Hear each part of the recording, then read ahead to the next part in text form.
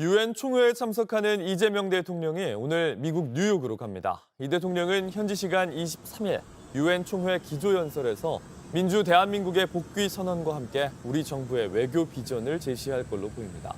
유엔 안전보장이사회 의장국 정상으로 공개 토의도 처음으로 주재합니다. 이 대통령은 토의에서 모두의 AI란 기조 아래 평화와 번영을 위한 국제사회 공동 대응을 강조할 계획입니다.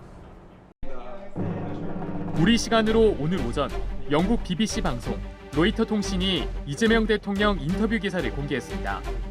먼저 BBC와의 인터뷰에서 이 대통령은 북한 비핵화 해법과 관련해 지금 이 순간에도 1년에 15에서 20기 정도의 핵무기가 계속 추가되고 있다면서 북핵 동결이 실현 가능하고 현실적인 대안이 될 수 있다고 밝혔습니다. 도널드 트럼프 미국 대통령과 김정은 북한 국무위원장이 북한의 핵무기를 완전히 폐기하는 대신 당분간 생산을 동결하는 데 합의할 경우 이를 수용할 것이라고도 말했습니다. 일단 일종의 잠정적 응급 조치로서 핵 개발, 수출, 미사일 개발 등을 현 상태에서 멈추는 것 자체도 사실은 군사 안보적인 또 평화라는 측면에서 유익한 점이 분명히 있습니다. 그게 최종 합의다, 끝이다 이러면 동의하기 어렵겠지만 잠정적으로야 얼마든지 동의할 수 있죠. 거기에 현실이니까.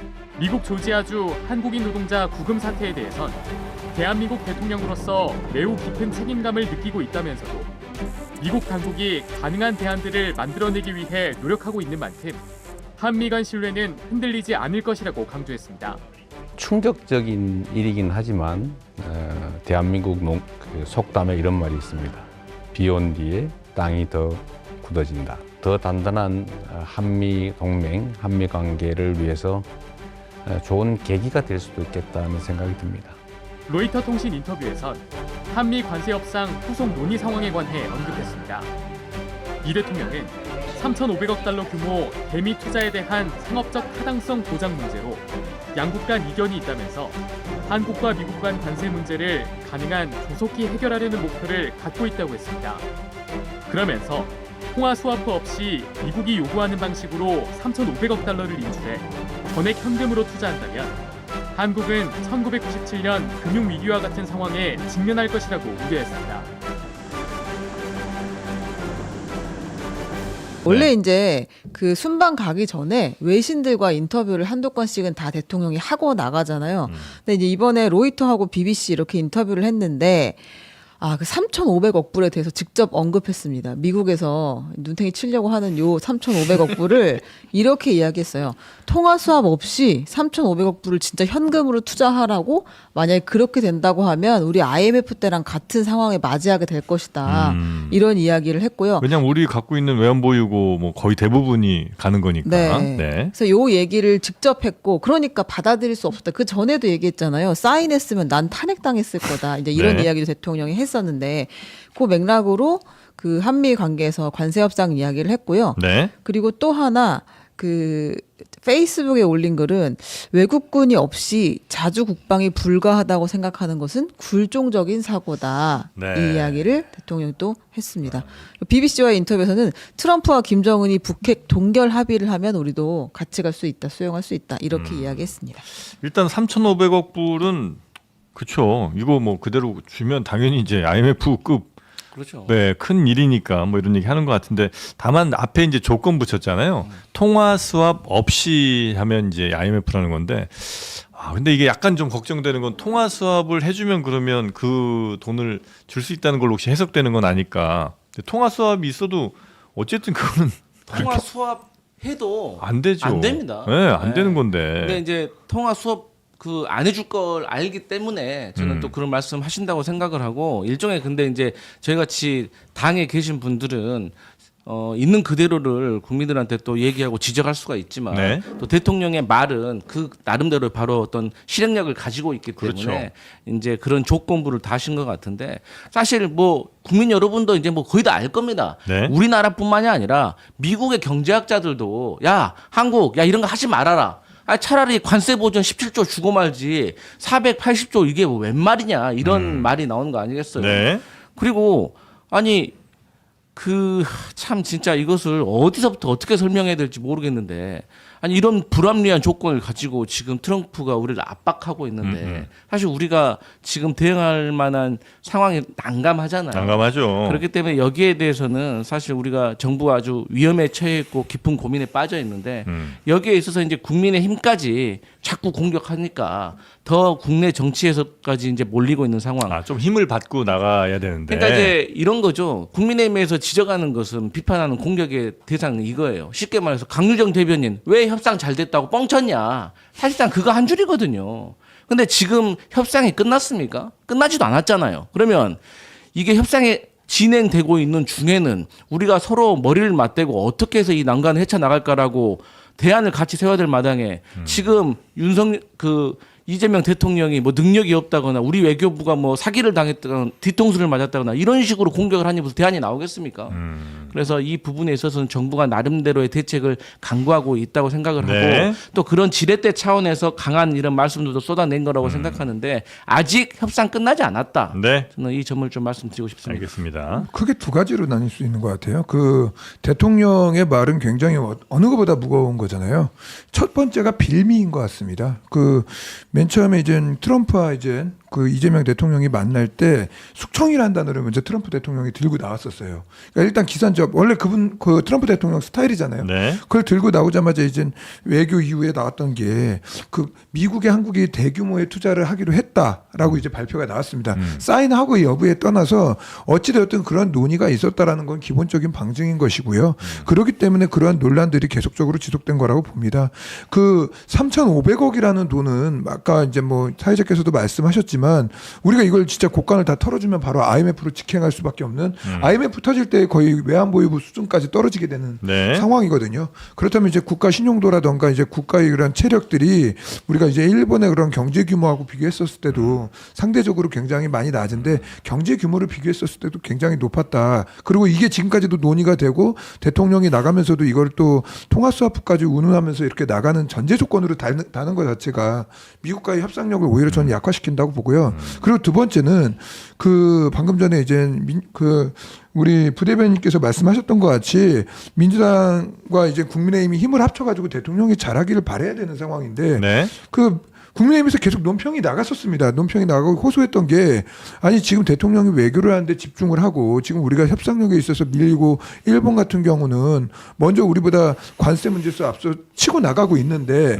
우리가 지금 여야 간의 이 협의체를 만들어가지고 여기에 총력을 기울여야 될 때 지금도 갈라치기하고 싸우고 계속 때리고 이래버리니 야당으로서는 국내 정치 문제가 계속 그렇게 궁지로 몰리니까 거리로 나갈 수밖에 없고 현장으로 나갈 수밖에 없는 거거든요.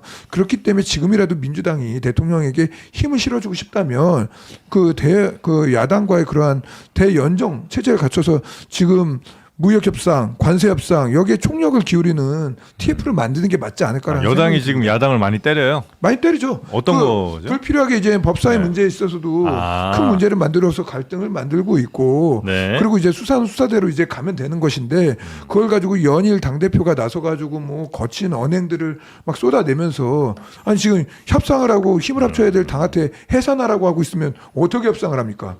어떻게 협조할 수 있겠느냐? 그럼요. 네. 어떻게 협조할 수 있겠습니까? 그렇기 알겠습니다. 때문에 그런 부분들을 말씀드리는 겁니다. 네. 오늘 이 대통령이 지금 나가시면서 이렇게 이야기를 한 거는 미국과의 협상을 잘 해보고자 하는 것 같아요. 왜냐면 미국이 지금 요구하는 것들이 너무 말이 안 되는 이야기들이에요, 사실. 그걸 말씀대로 그걸 다 들어주면은 이걸 나라 팔아먹는다라는 이야기를 들을 정도로 정말 좀 과도한 요구를 합니다. 그러다 보니까 이 대통령께서는 어쨌든 야 이런 것까지 우리가 받아줄 수는 없지 않냐라고 국민들에게 호소를 하면서 협상력을 좀 가져오려는 그런 의도로 좀 보입니다. 저는 뭐 이거 자체에 대해서는 크게 뭐라고 그러고 싶지 않아요. 왜냐면 어쨌든 국익을 지키겠다는 거 아닙니까? 그렇다면은 이 부분에 대해서 이야기할 수는 없는데 앞서서 우리 강유정 대변인의 이야기를 잠깐 하셨어요. 강유정 대변인. 예, 네. 그 협상이 잘 됐다라고 뻥쳤다 이렇게 넘어갈 일은 아니에요. 왜냐면은 야당 입장에서요. 야당도 우리나라 대한민국 국민입니다. 야당도 돕고 싶어요. 만약에 처음부터 미국이 야 이거 너무 무리한 이야기야.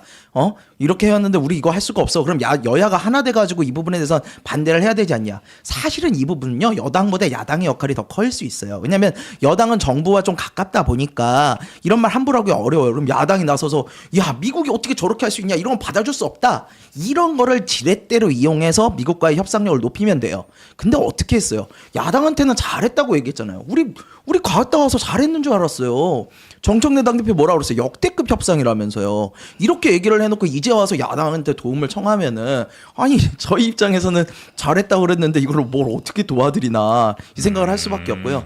그러니까 야당 같은 데서 이게 무슨 협상 결과냐 이렇게 열심히 반대를 또 해줘야 그걸 그럼요. 아니, 갖고 이게- 나중에 그럼요. 협상할 때 더 유리하게 써먹을 수 있다는 거죠. 그러면 이 대통령이 가서 그러는 거죠. 네. 아니 지금 한국 상황을 봐라. 야당이랑 국민들이 난리 났다. 난리 났다. 나도 해주고 싶어도 못한다. 네. 이렇게 얘기를 해야지 가서 협상을 할 수 있을 거 아니에요. 그러니까 저도 이제 아까 드렸던 말씀이 그건데 그 지금 어떻게 보면 이제 국가 존망의 문제까지도 이어질 수 있는 거잖아요. 이대로 그냥 협상이 되면 이제 여기에 국가가 이제 생존하는 문제에 여야가 어디 있습니까? 솔직히 국익 앞에서는 여야가 없는 거이기 때문에 실제로 단 한 번이라도 여당이 이 문제에 있어서 그 범정부 정부 기구의 그런 TF 구성을 제안한 적이 있었는지 전 묻고 싶고 그렇기 때문에 이런 부분들은 방금 전에 우리 최고께서 말씀하셨던 것 같이 그 야당의 역할극이라는 게 있습니다. 그래서 우리가 불편한 부분들이 있다면 야당이 힘을 합쳐서 때려주면 여당의 협상력이 오히려 높아진데 여당 혼자서 그걸 안고 가니 그리고 또 내부적으로는 야당한테 관여하지 말라는 식으로 이렇게 때려버리고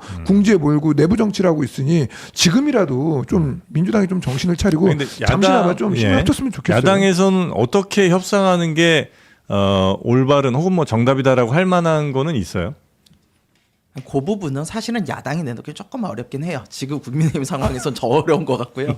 그 부분은 사실은 저희는 반대를 세게 해주는 게 저희의 할 일인 거예요. 그래서 네. 미국이 내놓는 거는 거의 뭐 우리나라 IMF 맞으라는 거 아니야. 이 얘기는 사실 야당이 해야 돼요. 대통령께서 그렇게 하기 되게 어려워요. 어차피 방향은 이제 정해진 거고. 그럼요. 그러면은 네. 야당이 그렇게 때리면 여당에서 야 이렇게까지 하니까 그럼 요 정도 절충안 정도 어때?라고 내놓고 그걸 정부가 가서 협상안으로 내놓고 이게 가야 되는데 지금 네. 이 역할이 잘 안 맞고 있는 알겠습니다. 거죠. 근데 여- 요 앞에 네. 계시는 이 두 분의 어떤 충정어린 그런 말만 그대로 그 정당에서 해주신다고 하면은 정말 고개 숙여서 감사하다고 말씀드려야 되는데 하시면 됩니다. 민주당이 근데 하면 돼요. 그때 당시에 예.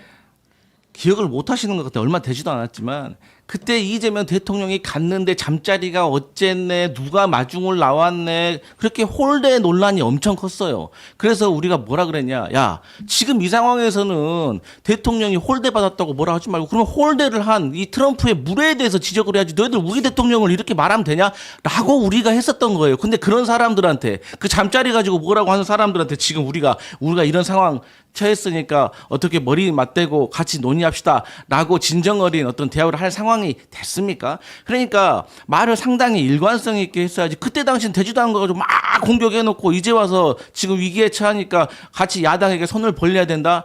물론 맞는 말인데 당시에 했던 말들을 기억하고 또 그때 어땠어요? 트럼프가 가고 있는 이재명 대통령이 미국 가고 있는 비행기 안에서 SNS 올리니까 그때 뭐라 했어요?